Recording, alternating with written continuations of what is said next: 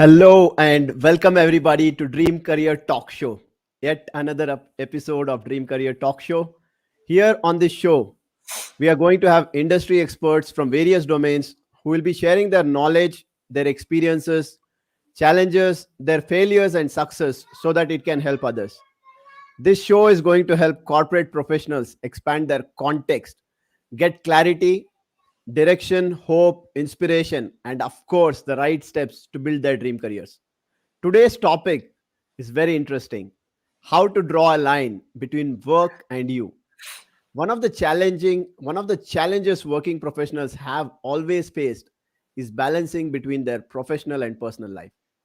And especially after COVID, the challenge has got bigger, and professionals are facing much bigger challenges today, and there is a new normal of work from home, but people are not able to draw a line when to work from home and when to work for home, be there in the home and be there for their family and have time for themselves. So with that, our speaker today is a renowned master practitioner of NLP, neuro linguistic programming and leadership and growth expert based out of Dubai, a former consultant to the government of India, and a transformational leader with 18 plus years of experience as a change catalyst. Nahid Khan has extensively worked with corporates and leaders spanning 15 countries and has successfully designed programs to cater to the specific goals of the clients. She has helped executives align their mindset, expectations, and performance to stand up to the challenges of becoming future leaders. Few of her past engagements as speakers have been with Amplifying Her Voice, State of Women Institute USA, Imposter Syndrome, Thrive with Mentoring UK, NLP Seminar Best You USA, keynote speaker at Toastmasters Dubai, and Army Institute of Management India. Apart from that, there are many other things.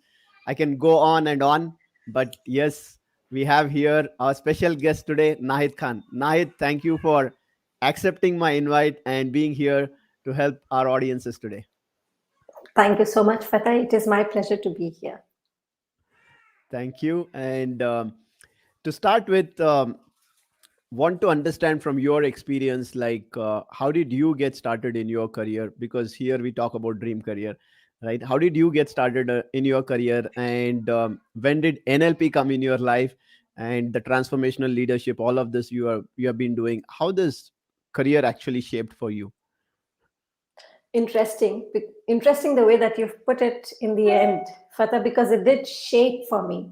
How did it start? Well, it started with me helping a friend's father out. Hmm. He had started his management consultancy firm, and they had got some training projects, and he was looking for a volunteer. I was an MBA student, and I used to love getting engaged in different type of projects and activities.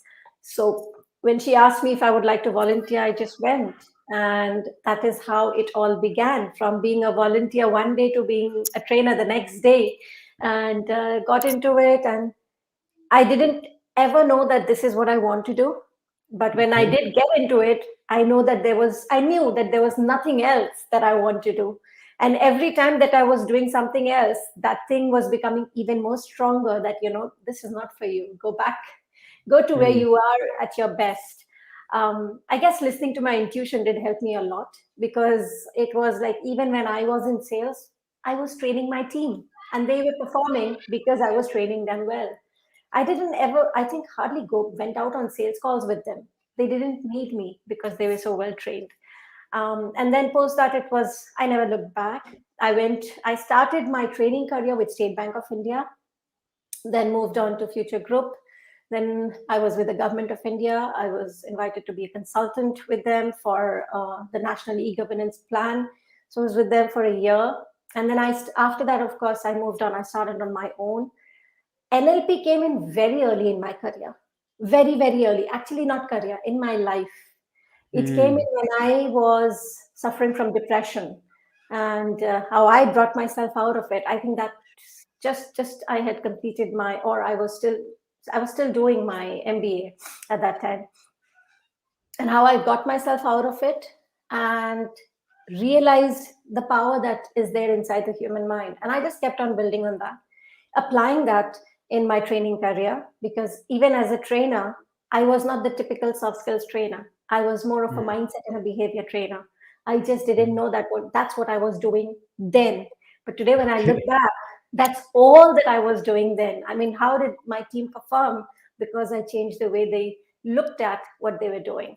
So change the perspective, and the way they used to do things changed by themselves.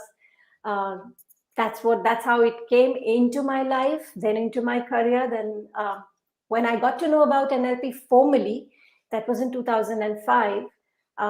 There were a lot of courses there in India that, at that time it was like every single course that you would look at would be an NLP course, and I was like tempted, but I was very determined of learning it from Dr. Richard Bandler, because I had seen his videos, and I had also seen the course content and the course videos of other trainers, and I could see that there was a difference. And me being a trainer myself, I knew that, what you learn and what you deliver, there is always distortion which happens there.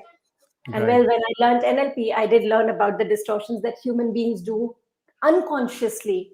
And so I'm glad that I didn't do it anywhere else. And I did my certifications from Dr. Richard Bandler. I was trained by him. I went to London, got myself trained and licensed as a practitioner, came back to India, practiced for a year, then went back again for my master's.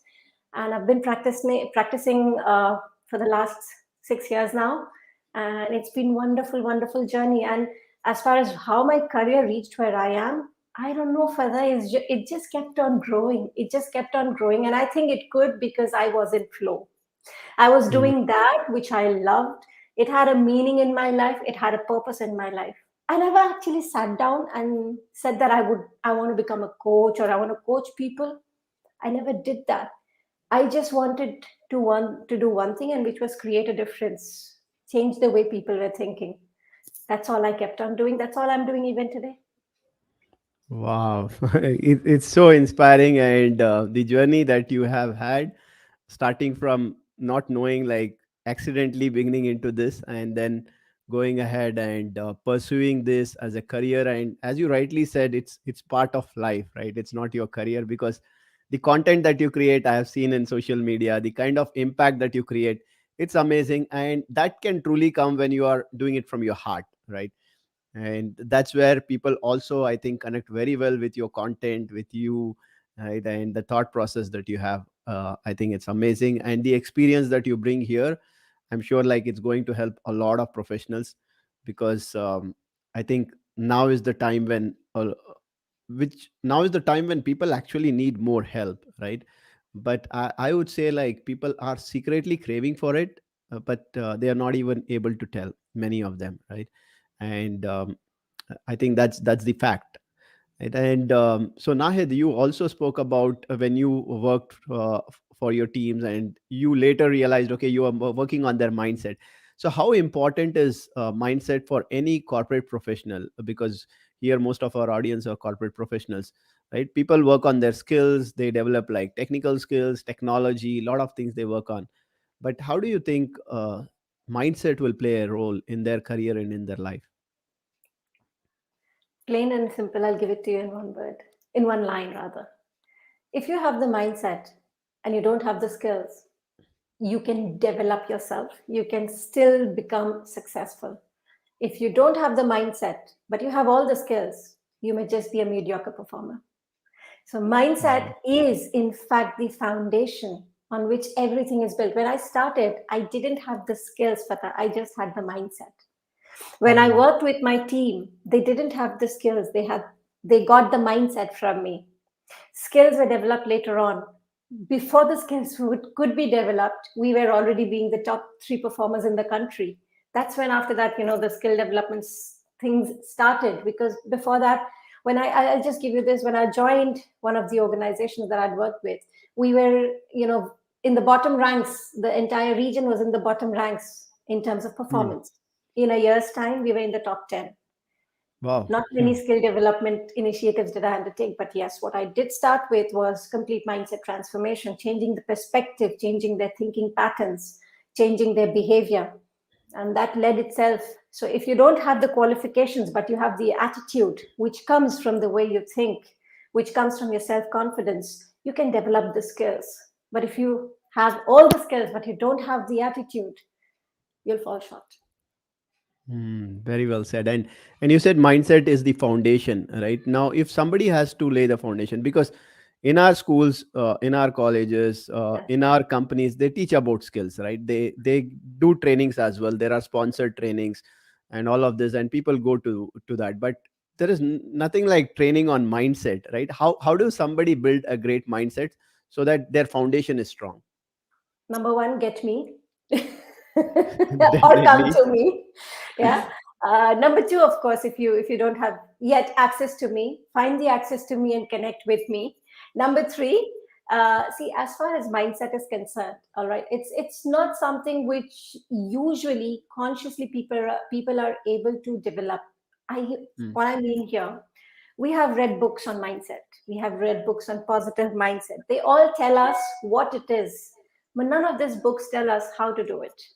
Because mm, when we talk about mindset, what forms the mindset is, there are a lot of things which goes to develop a mindset. It's like attitude, the attitude which comes in from experiences that we've had in life, experiences which are based on beliefs, certain which are on values, certain which are on traditions, certain which are on society, certain which are on family. So there are huge, different kinds of input when it comes to what develops your attitude. Whether you're talking about, people tag it as negative or a positive attitude. I say an attitude is an attitude. What it gives you as a result may be negative or a positive thing. You know, mm, when you stop judging the attitude is when you are able to actually look at it and reflect, where is this attitude coming from, what makes me think the way I think, believe in the things that I believe in, or not believe in the things that I don't believe in. The problem is, Fatah, the entire education system, and when I say education system, I just don't mean schools and colleges, but we are also educated by our parents, by our peers, by our society, traditions. This entire education system teaches us one thing: give the right answers.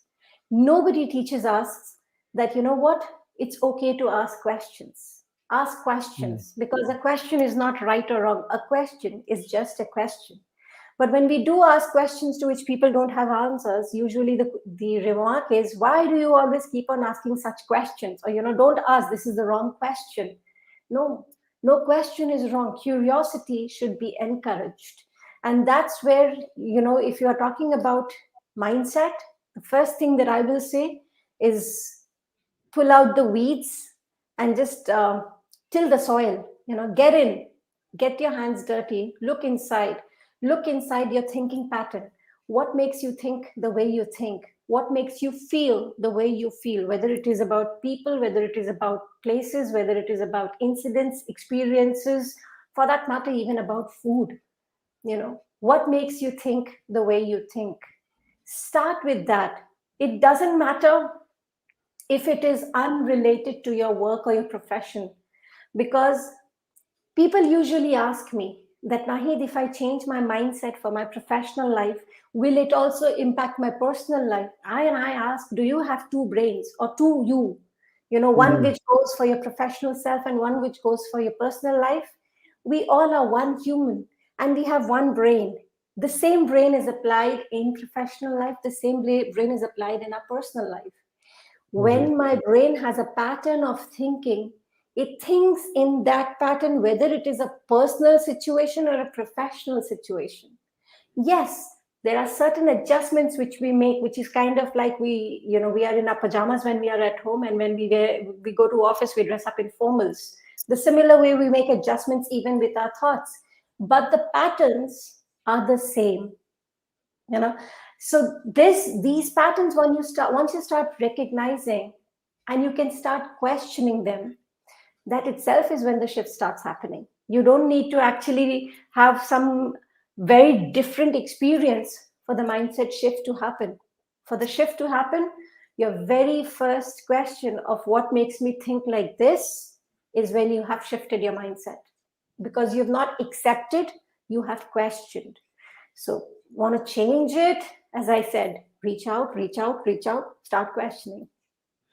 Yeah, perfect. And as you rightly said, it's again coming not only from schools or colleges, it's coming from the environment, it's coming from the way our belief systems, our values, right? All of this contribute.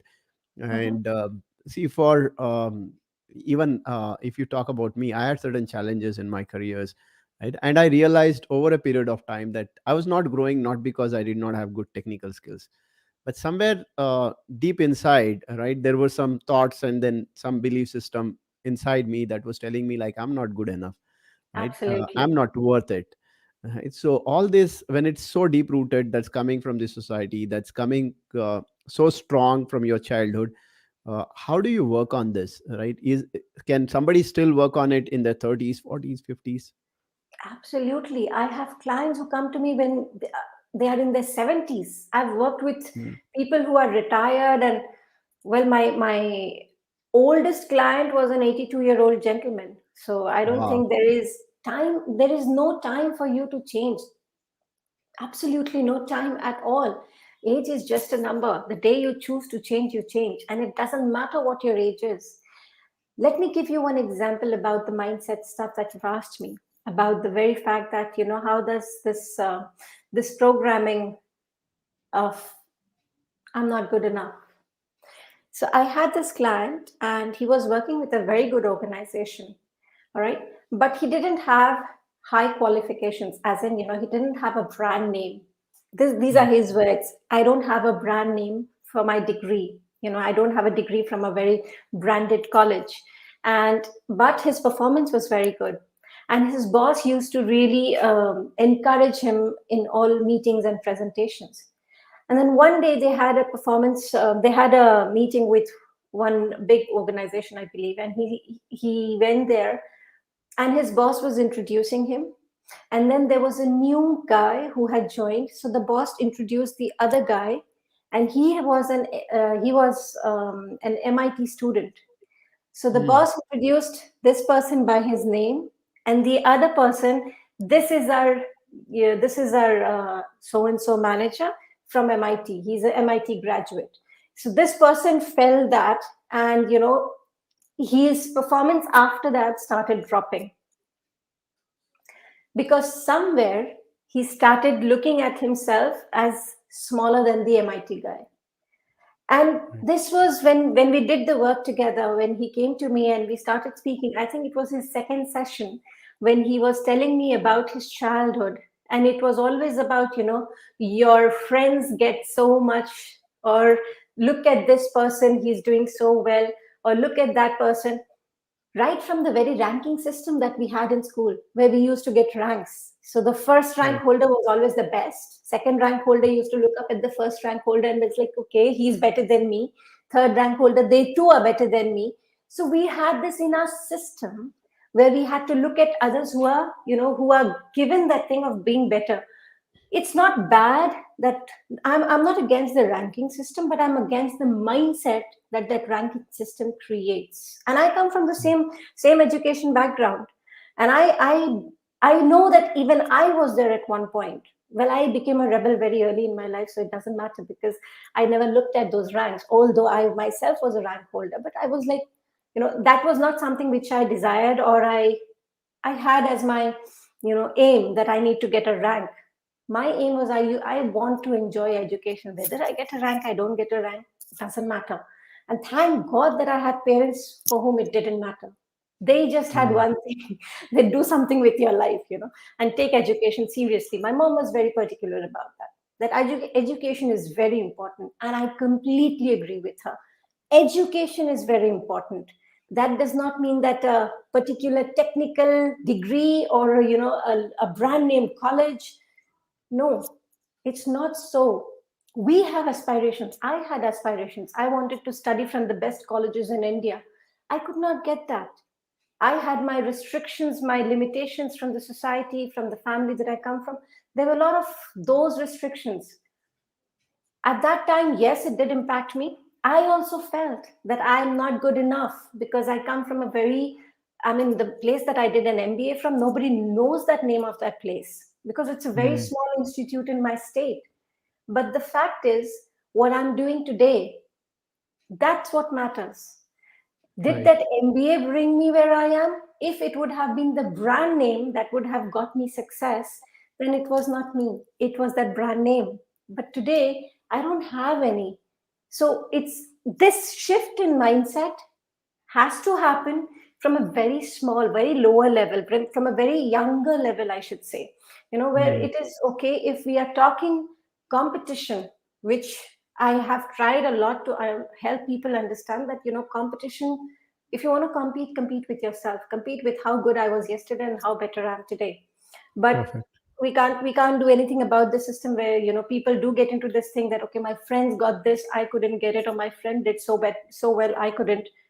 Or when we are in an organization where I've had clients or even when I was training and my trainees, the same thing, that he's the performer and I am not good enough. This comes automatically because that's how the patterns are programmed inside our brain. That's how the subconscious is programmed to think. So even if it is not something which you consciously think, unconsciously the thought goes in and it runs in that particular pattern, in that particular loop. So how can you change it if you don't know it? How can you change it if you don't know that there is a loop? To become Right. aware of that loop, we need awareness. We Right. really need awareness. Once that awareness is created, believe me, these patterns will be broken. Perfect. So, Yeah. so it's when you have this feeling of that I'm not good enough. All I will tell you, and anybody who has this feeling that I'm not good enough, just one question: what makes you say that? Yeah. Very powerful question. And I think very important point you also highlighted here is being aware, right? And we all know that one of the biggest cost we pay in our life is the cost of ignorance, right? Not Absolutely, being aware of what is happening around and what is the right thing. Because I think the industry from where I come, like IT industry, I spent my 17 plus years there. What I have seen is, again, whatever you told about certifications or degrees, right? People associate with brands, and when they see themselves not coming from that brands, they don't know how to grow in their careers, right?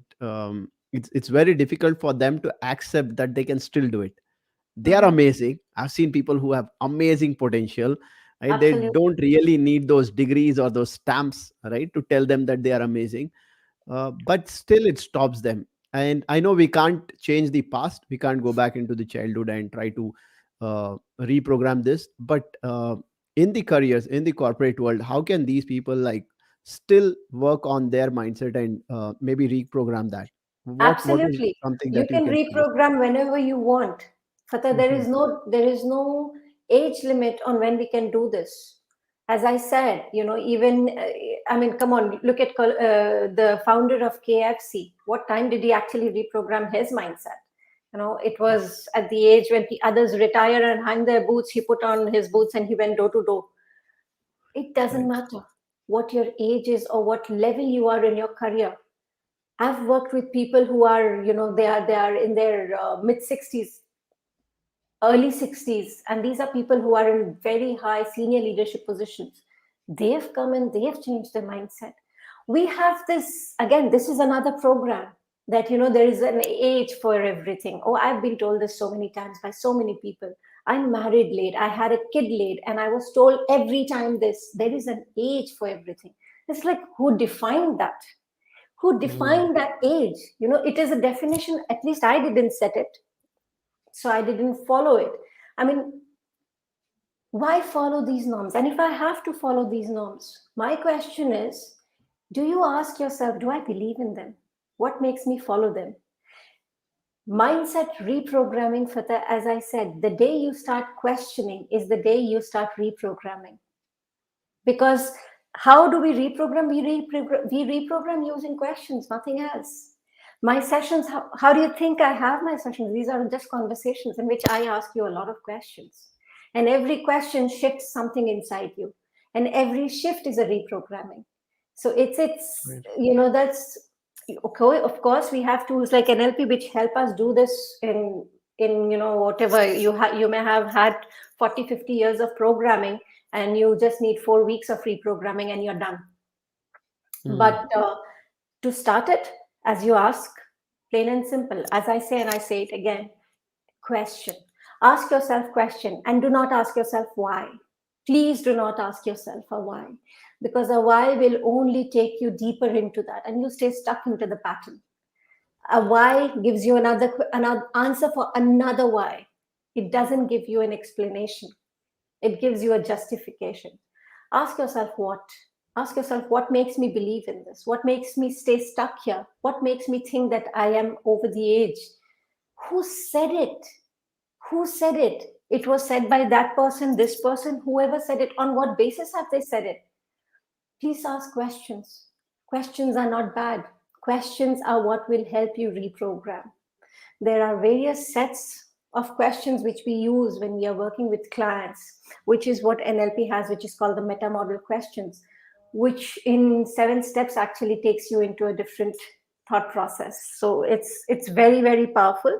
But on your own, as I said, because when it comes to beliefs, okay, you don't know them. They are inside in a place where you can't see, because beliefs are buried, they are under the surface. And Correct. because they become autopilot for you, you don't know which belief it is, which and from where it is coming from, because you've never questioned it. It's accepted, it's gone inside, mixed up with the mud. It's part of the soil now.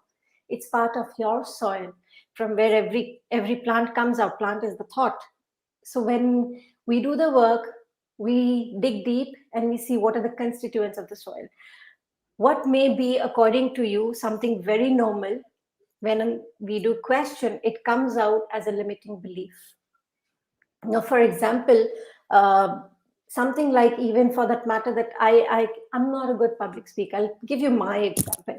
I used to before I had a phobia of public speaking, a very big phobia, and I had a reason, because as a child I had a throat infection and I had lost my voice, and then when it came back very squeaky and broken.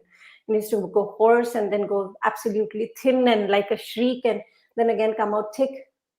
And I was somebody who used to love participating in all kinds of debates and singing competitions. I used to love to sing, and I used to participate in all singing competitions.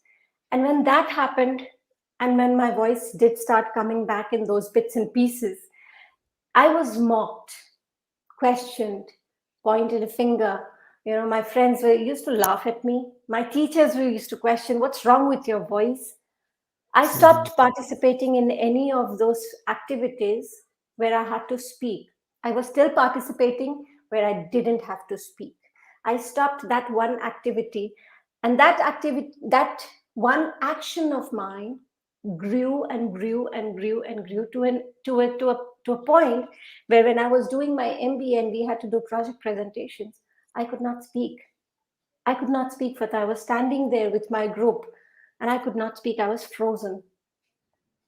And that's it. That was the turning point for me. I didn't go and take any public speaking classes, but that was the turning point for me. When I could not speak and everybody was like, "Come on, speak up," because my team lost, because I didn't Mm. speak. So that for me was it. I was like, no, I have to do it. I did. I took a month to practice and practice and practice. And I went back and I did. And I goofed up again. I forgot my lines. I was shaking. I was shivering, but I didn't stop. I did it again. I did it again. I did it again. In 2 years' time, by the time I finished my MBA, I was a fabulous speaker. I used to get standing ovations for my presentations. The fact that if you decide that you want to do something and you don't give up, you stay consistent with it, nothing in this world can stop you, because that is the power of your mind. Believe me, the only thing that can stop you in your life is your own thoughts. We give the power, saying that no, he or she or they or this didn't let me or allow me to do something. That's all a lie that we tell ourselves. The only person that can stop you from anything in your life is you yourself. You choose to do that. So when we talk of a mindset, This is what the mindset can actually do to your life. It can change the course of your life. So it doesn't matter. The day you decide, I've had enough, whether you are 30 or 40 or 50 or 60, it doesn't matter. That's the day you change. Very inspiring, and you really showed the real example here about how you had that challenge and how you broke that by just not directly starting with the skills, but actually having that foundation strong, which is very important, because the more you fail, you still stand up because you have a strong mindset, right? You don't give up. And I I learned that think from life. I learned that yeah, lesson from life. And I think, you know what? It's not just me. All of us and every single one of us has stories. We all have a journey, every single one of us. When I speak with my clients, when they come to me, I just make them reflect on their journey, on their life.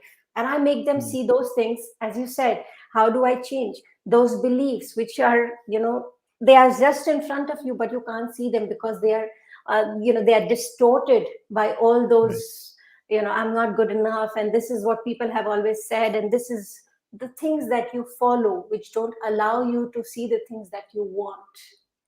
right, That's right there in front of you. All you need to do is just reflect on your journey. Just see your growth, because no matter how much people say that I have not grown in life, I say you have. You know what? Last year you were 34, this year you're 35. You have. right, It's just not possible that you've not grown. You have. You just need to see, you just need to reflect. You've grown in some way or the other, maybe in your decision making, maybe in your maturity, maybe in the way that you do things, maybe in your performance, maybe in your relationships. It doesn't matter. What matters is to see that you have grown. That means your brain knows how to make you grow. All you are not doing is not applying that same strategy into what it is that you want to grow, because you right. think it is difficult. You think it's not for me. I can't do it. I don't have the skills. I don't have the education. I don't have the technical skills. Another example, I never till today had got my train the trainers certification. I was a trainer for State Bank of India. Before that, I trained with LIC, with Federal Bank, with Institute of Hotel Management. I trained students. I trained people on personal development, on mindset, on behavior. I've trained more than 20,000 people. I don't have a Wow. TTC. I don't have a TTC. And nobody asked me for it, because you know what, my results speak. My process gives results, and my process gives better results, because you don't just find a person with better skills, you find a person with a better attitude, a better behavior, a better relationship, a better communication, and better skills. Wow, wow. And I want to give this message, whatever you have told, again to this world, because I come across a lot of people who talk to me and then who say me, Fatah, degree is important, master degree, MBA, this, and nobody will allow me. I think yesterday I was talking to somebody and one of them was telling, how do I get into some big institutions where they allow me to talk? Right? It's not degrees, it's not certifications, right? If Nahid Khan can do it, if any other person can do it, why can't you? Right? And it's all Absolutely. the skills that is required. And that's all. Like, it's not even like your certifications, nobody is asking for your degree. It's you who are stopping yourself here, right? People, even before Absolutely. approaching, they start thinking, okay, maybe I'll not get the opportunity, maybe those people will say no, and that's when people don't even approach. But those people who say no to you are not the ones who want you for your talent. They want you for your degree. Why go there? Right. Why Why go go there? there? Right. You know, if you are somebody, I've had people who've rejected me. You don't have a TTC. No, I don't. Sorry, we need one. I mean, all right, I understand. Do I do a TNA? Of course, I do a TNA. Do you have a, how do you do it? I have my own process. Your TNA model has so many things which are missing, which I have put in my TNA model. And When I have my TNA done and when I then design programs, my programs take care of so many things which are not there in the other programs. I don't offer off the shelf programs to anybody. I don't have it. I have a framework, and then I speak to you, and then I find out what is it that you need, and then I design it for you, whether it is an organization or whether it is an individual. I've worked with biggest organizations like Tata, and I've done the same way with them. I've done my TNA. I've done my complete behavior analysis. I've created the strategic model for them. I've done the designing of the modules for them. I have delivered programs and I have delivered results, results that they wanted. In fact, beyond that, that is what is important at the end of the day. But coming back to it, I knew I had the skill when I started doing the trainings. I had the skills. I didn't need a TTC to become a trainer. I needed more understanding of human behavior. That's where I got my education. I went and studied human behavior. I did more and more certifications in understanding the mind, understanding human behavior, understanding the subconscious mind. I studied those things because when I knew those things, I could give you better results because I was working with people. I was not working with a system. So it's, Right. yes, education, again, I come back, is very important. But which education should you get is what is most important for you to decide. Not the degree, not the qualification, but I want to do this. To do this, what resources do I want? Should I have? Identify those resources and then see what level you are at. Of course, we are all at beginners level. The world has got so many amazing professionals, amazing people who are doing amazing work in the field that we are in. Look at them, what they are doing. And then to get to that level, you need more information, more knowledge, more education. Get into that. Go and get those education. It's important not to get skill certification. It's important for you to get the skill education from wherever you get it. It doesn't matter that it has to only be a reputed certification. You can get it from anywhere. What is important is how you are applying it. Learning any course is not what makes you a good performer. How you apply what you learned in that course is what makes you a good performer. Perfectly said. And I think mindset definitely plays a big role here because, again, a lot of professionals I see who are stuck in their careers for years together. And what I've seen is, like, again, go to MBAs, they see, okay, fine, what's the way? Somebody is doing an MBA, let me do an MBA. Somebody is doing a master's degree, maybe in technology, just do a master's degree. And what I have seen is, I've seen people in my own circle who don't have any MBAs, who don't have like great degrees or certifications, but they acquired the right mindset. They became aware of what kind of education should I gather. And as you said rightly, it's the skill education, not the skill certification. And when these people actually got this skill education, they have made it to big places like Amazons and Cisco's and the biggest companies, and they are like across the globe, right? But people who are Absolutely. like just focusing on certifications, not becoming aware of what is that education, the right education that I need to get, they are still stuck wherever they are for years together, Absolutely. right? Absolutely. I was I was speaking when I was working with the government of India. Uh, Again, I got that too without any kind of degree or diploma or any kind of certification. I was working as a consultant with them, and I was doing the roadmap for capacity development for the entire state. I was the Hmm. first one in the country to start a training center inside the secretariat and start the trainings for IAS officers in that secretariat. Wow. Yeah, so there was this person who was speaking to me, and he was from a different state, and he was speaking about a person who was a gold medalist, and he was an officer, and he was talking about so many qualifications, but then the thinking pattern was so old school, and that's where people struggle the most. It's not about having, as I said, you can get the best education, but if you don't know how to apply it, you are still illiterate. Right, right. Yeah. That's the biggest I think that's the biggest shortfall that you have, if you ever have one. It is that you may have all the education, but you don't have the knowledge of how to use that education. Right. So And get the education that you're passionate about. If you're passionate about something, go and develop that particular skill. Get the information, get all the knowledge that you can, because you will be motivated to apply it. And if you are not motivated to apply something, you can spend all the money that you like, but your results will not improve. And I've worked with so many organizations who've given me their entire, that we have spent so much money on so many training programs. And yet, I'll just give you one simple example of a simple program like communication skill development. There was this one organization who showed me all the programs that they had done. They had showed me the brochures, they showed me the manuals, they showed me the training workbooks.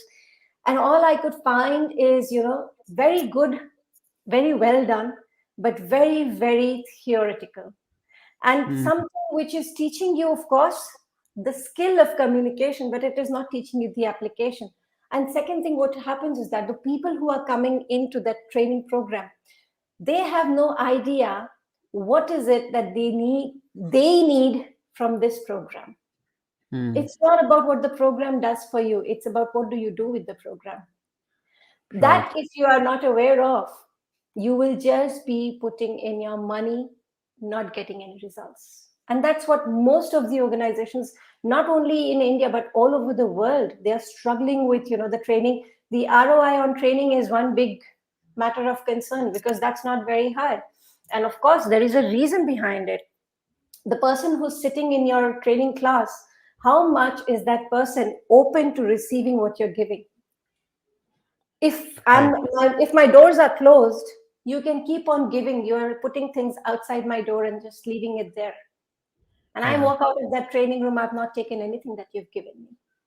Yeah. Yeah. I think 2 points you mentioned here. One is like having that open mindset, right? And first of all, also like following what you really love, like trying to do what you love. Now Absolutely. people like they don't really love something and they just want to get into it because there is more money, because maybe that's the latest technology. And when they get into the training, they are coming with that closed doors, right? It's Mhm. just that I'm coming here and then sitting in your classroom, give me whatever I want, right? I don't want whatever you are giving. Like this, these are the things that I want, maybe that will help me in my job, and not keeping themselves open, right? So I think that's where they are not in the receptive mode and don't Yeah, really get the crux of it. agreed. I've had people who've actually told me that they have to do these certifications because it helps them for their promotion, it helps them get, Hmm. higher positions. Okay, well, that's your choice, you take that, but you don't apply it. And what's the point of that education, that you have it as a suitcase that you're carrying, but you don't know what's inside that? Yeah, and I think that that's one of the reason also, Nahid. I see like mid-career crisis we talk about, right?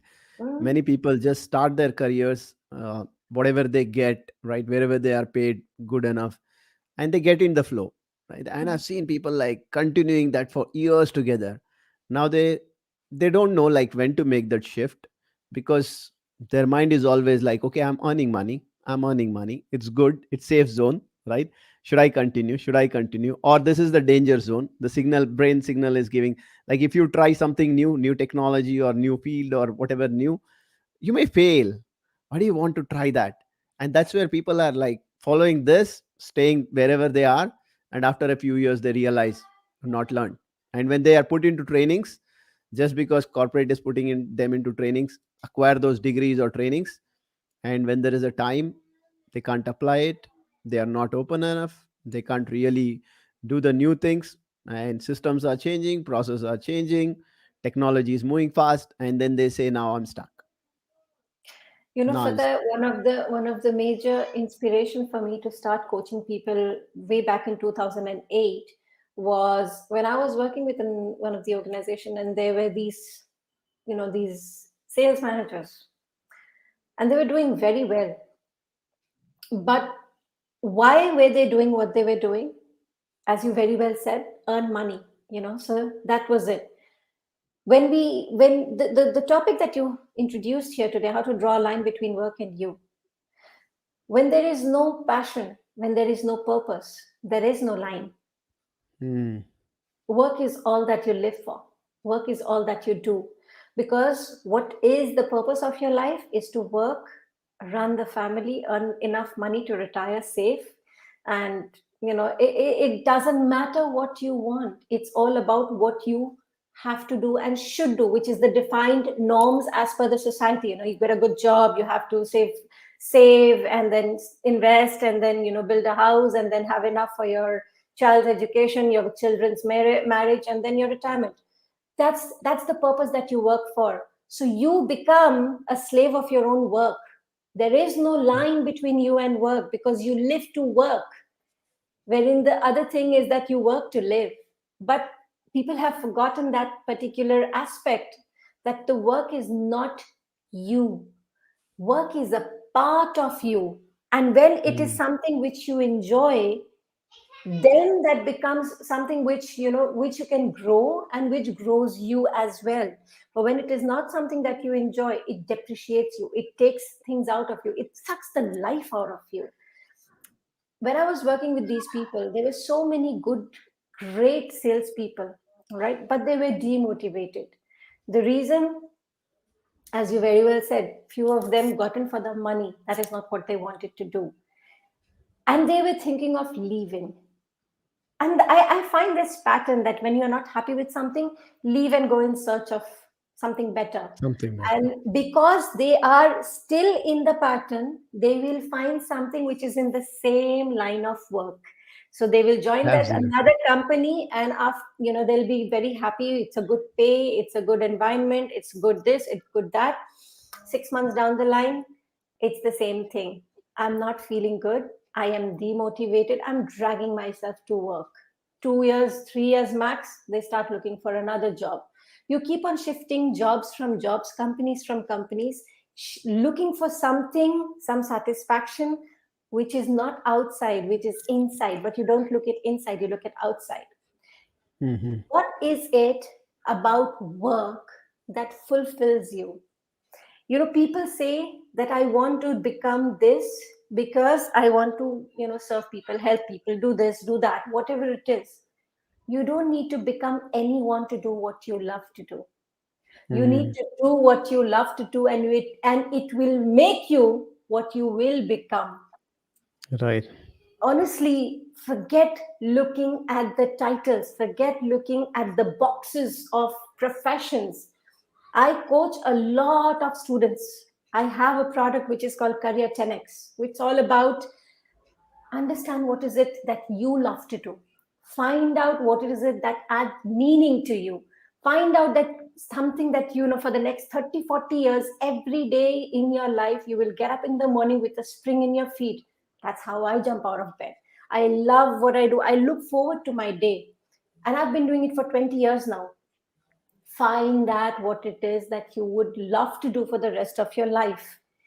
Do Yeah. that activity. Now, whether you are doing that activity as an IT professional or as a doctor or as a lawyer, that is not relevant. That is not important. That is the next step. The very first step is to define what is it that you would like to create.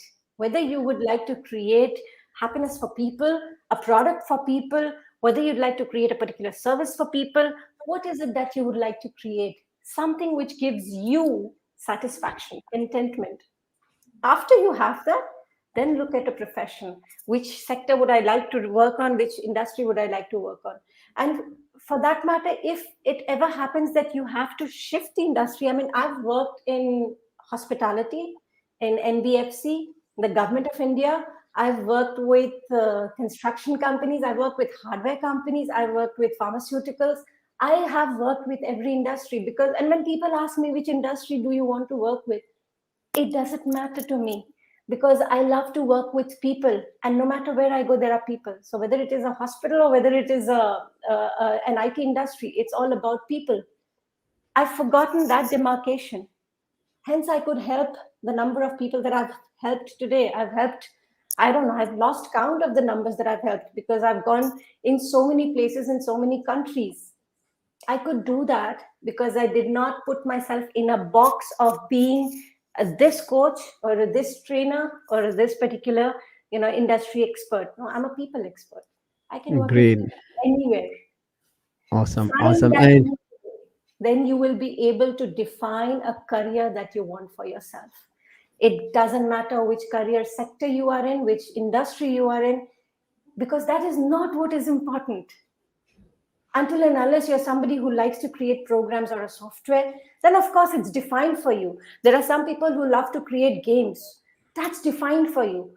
But that's because they found out what they love to do. Now, whether right. they're creating a gaming thing for a laptop, or whether it is for a mobile app, or whether it is for a PS, it doesn't matter. They love to create games. Right.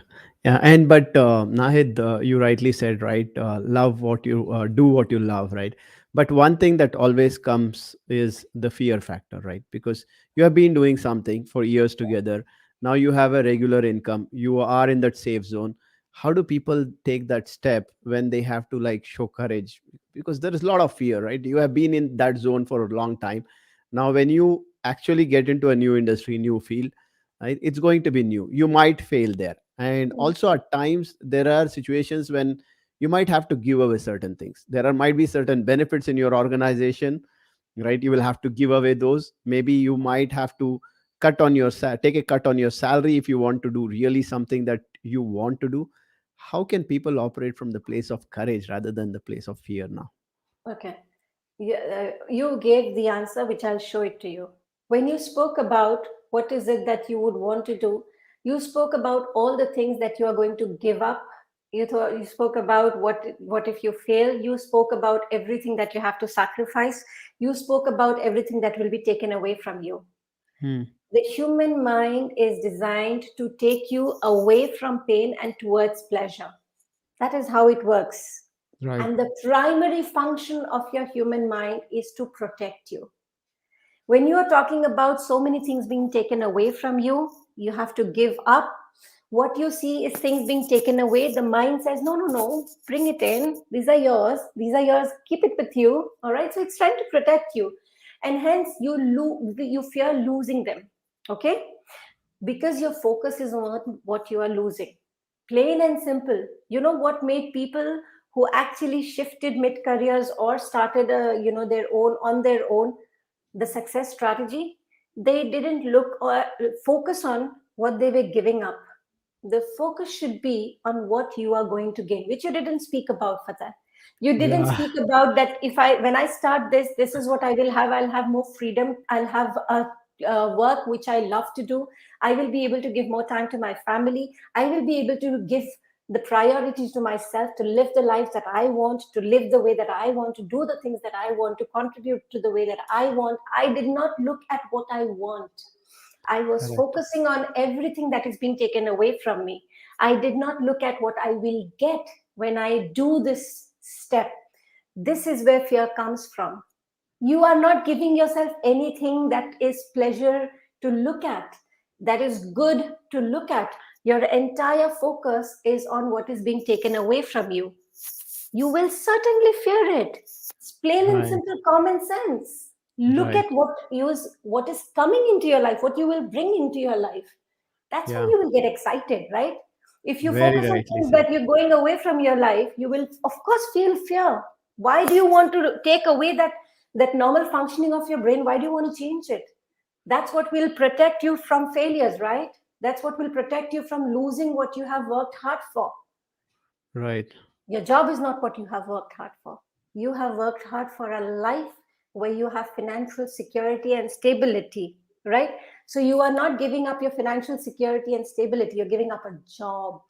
Disassociate that, because who created that financial security and stability? You did. You. Yeah. You can do Yeah. it in any place. Any place, right? Again, mindset. I think being mentally strong and having that growth mindset is something that will help all of us, because as you rightly said, focus on what you want, focus on what you can gain, because when you focus on that positive direction, positive energy flows and it helps you to take the right decisions, right? And That's where on the courage same is. lines, yeah, on the same lines, I just wanted to ask you another question. Is now one of the biggest challenge that I have been seeing with a lot of my friends who in the corporate world, who say me like, Fatah, we are being made to work for 12 hours, 14 hours, weekends. right? And I tell them like, why do you have to do that, right? You can talk for yourself, you can speak up for yourself, but they are like, I'm afraid I may lose the job, right? I'm afraid I might lose the promotion that is upcoming, right?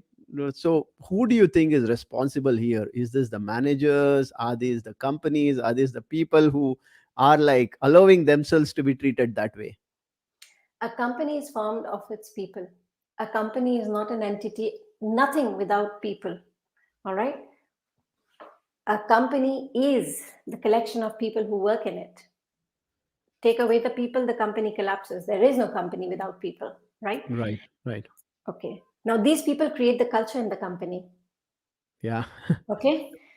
Now, plain and simple, all of the people who are working in a company, they have this mindset that, if I don't do this, I'll lose my job. If I don't do this, I will lose this. If I do, again, the focus is on what they will lose. What they will lose. Hmm. Next time when you speak to anybody on this, when they say that, they are making me do 12 hours, 14 hours, don't ask the why question, ask the what question. What makes you stay quiet? And they will say, I fear that I will lose my job. What makes you fear that you will lose your job? Because the answer to your question, Fatah, who stops them, who does this, they do it to themselves. And Right. collectively, they create a culture Hmm. inside an organization. Right. Okay? The top management is not against people, it is working with people. You need to say it because you forget one thing, that your boss also is a human being Right. and he will understand the human language. I know a lot of people will say, no, no, no, my boss would. I have tried it so many times. I've worked in organizations too where there was a toxic culture. I have worked with people too who were the bringers of the toxic culture in the organization. But that's one person or two-person. Is everybody like that? Like for one person or two-person, you say that the company culture is toxic? Is it? Because if Hmm. you're saying that, then you are also a part of creating that culture. Right. Right. So it's a collective thing. As I said, a company is because of the people. So if I don't like the culture, I need to speak it. If I am the one who's responsible for whatever is happening in my life, nobody else. And if you're blaming anyone else, let me tell you that you are lying to yourself, and you are responsible for whatever is not happening in your life. Nobody else is. This is a justification which we give to ourselves to make us feel better. I mean, come on, if you realize that everything wrong that has happened in your life is because of you, where will that put you? So we Right. do this, we give it, we share it with everybody else, we distribute it to everybody else. But the fact is, bottom line, end of the day, if you choose to smile, it's your choice. If you don't choose to smile, it's your choice. Perfect, perfect. This is so powerful, right? Starting from where you started about company, the way company is formed, it's all because of people. Like it's people who form the company, and you rightly said it's we who actually build that culture. Whether we allow things to happen, which is good, or which is bad, right? And when we allow things to happen to us, then things would happen in the direction we allow them, right? Until and unless we don't choose better for ourselves, nothing can Nobody actually has to help us, stop it. When right? I say this to people, people say, oh, you want me to fight? Not at all. Not at all. Speaking for yourself, do you think that means you have to fight with anybody? Not at all. If if I'm being offered this glass of water and I don't want to drink it, can anybody force it down my throat? It can't be forced down me. Simple, plain and simple as that. Yeah, yeah. So it's all about taking ownership of your own life, because I think the crux of it, when we talk about how to draw a line between work and you, it is not about how to draw a line, like who can draw that line. And that is You absolutely got you, the right question now. right? So that's absolutely you. You decide whether you want to draw that line or you want to just keep crossing the line and allow people to cross that line as well. So now, I'll just like to say one thing here, yeah, Fatah. yeah. People have a fear of losing. I Hmm, will lose my job. hmm. Okay. My question to them is only one. Okay, so what? So if you lose this job, You mean to tell me you cannot get any other job? You are not qualified, you don't have the expertise, you don't have the skills, you don't have the talent. Do you mean to say that this company where you're employed right now is doing you a favor, is having mercy on you by employing you, Not or at are all. they keeping you for your talent and for you what you can add to the team? If that is the reason why they have kept you, then don't you think that you are an asset? And if you are Right. an asset, then don't you think that there will be other organizations who would look for an asset? Absolutely. Right. This was a great conversation, Nahid. Thank you for being here. And before we end this conversation, I want you to like give a last piece of advice you would want to give to our audience, right, before we end this. My plain and simple advice is only one, and I do that no matter to whom it is that I'm speaking to. Think well. You own this mind. This is yours and only yours. And only you can control whether you're feeling happy or sad. Believe me, nobody else in this world has the power to make you feel sad if you want to feel happy. So choose what you're thinking, because whatever you are thinking impacts what you're feeling. And what you are feeling, if you're feeling bad, you might, uh, whatever takes you 10 minutes to complete, you will complete that probably in an hour, because there'll be so many times that you'll miss up. There'll be so many silly mistakes that you will do. There will be so many things that you'll forget. You will just take 1 hour to do something which in normally it takes 10 minutes for you to do. But when you stay in a happy mind, when you stay in a resourceful mind, when you stay positive, that's for you. And only you choose how you feel. And when you feel good, you act well. When you act well, good things happen in your life. So it all starts with here. Think well, think good. It's you and only you who can choose how you think. Thank you. Thank you for such a powerful message. And thank you for being here again, Nahid. And I'm sure like people can connect with you on LinkedIn and Absolutely. right. And also look at your bio from your website and see how they can connect with you if they want to have certain further advices or anything that they want to look forward for. So thank you Anything, for anything. being You can here. connect with me on LinkedIn, on Instagram, on Facebook, on Twitter. You can check up my website, which is by the same name, or by my company's name, which is called Future Wits. Connect with me at any time that you need help. I'll be more than happy to help. Thank you again. And thank you everybody for watching us. And we will come up again with more people who are here to inspire us through their stories, through their failures, through their successes, so that you can also build your dream career. Thank you, Nahid. Thank you, everybody. Have a great day. Thank you, Fatah. Thank you so much.